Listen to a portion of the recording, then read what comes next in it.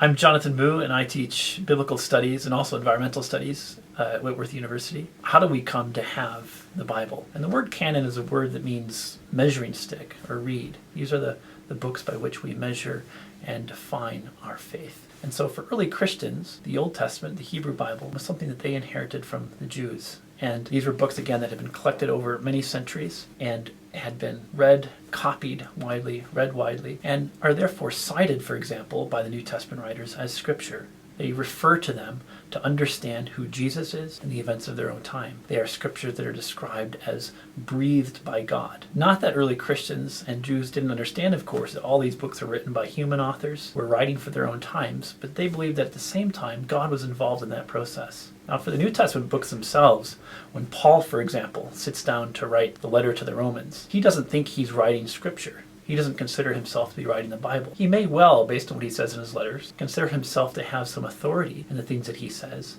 because he believes he's been called by God to be an apostle. But what happens is he sends this letter off to Rome, and the Christians there value this letter, and they make copies of it. Perhaps Paul himself keeps copies of letters he's written. And over time, these letters get copied over and over again. They get spread around the empire of the time. They're used and referred to by Christians to understand who Jesus is and who they're called to be. And over time, we have a collection of books that comes together that are forming and informing the early followers of Jesus, the early Christian church. So what happens is we have this collection of writings, and it is at a later stage then, beginning even already in the 2nd century, that people begin to ask the question, well, which of these books do we consider to be alongside the Old Testament, alongside the Hebrew Bible, as authoritatively revealing who God is, who Jesus is, and who we are called to be? Which of these books are scriptures, are in conformity with the rule of faith? There are some books, for example, that we do not have in our Bibles that early Christians are reading. They're reading the Didache, they're reading the Shepherd of Hermas.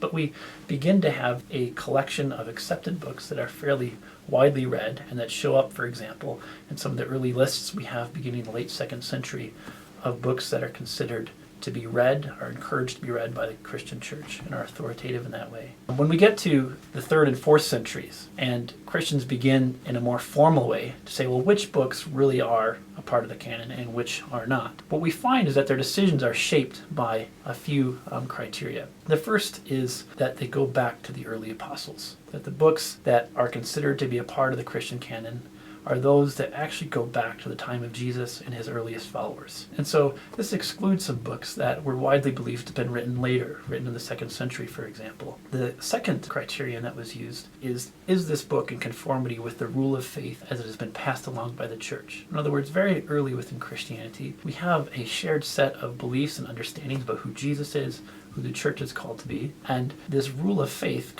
is informed by the books that Christians are reading, these early Christian scriptures, we might say. But at the same time, as Christians make decisions about which books are a part of this canon, they're using that rule of faith to assess them. Are they in keeping with the teaching that has been passed down, that's been widely received? And that leads to the third criterion, which is books that have been read widely in many places. So if a book is just valued by one community somewhere, even if they're considering that book and treating that book in the way that they interact with it, the way they cite it as scripture, if it's just been in that one place, that book is much less likely to receive widespread acceptance in the Christian church as a part of the Christian Bible. But those seem to be the criteria that they use in general. Widely read, going back to the apostles or their companions, and in keeping with the rule of faith, the orthodox tradition of Christianity that had passed along. We don't want to make the mistake of thinking that this is a process that happens simply very late, although I've told you the final decisions about these things as we now have accepted them are really not made until the 4th century. The Council of Carthage kind of confirms this in 398.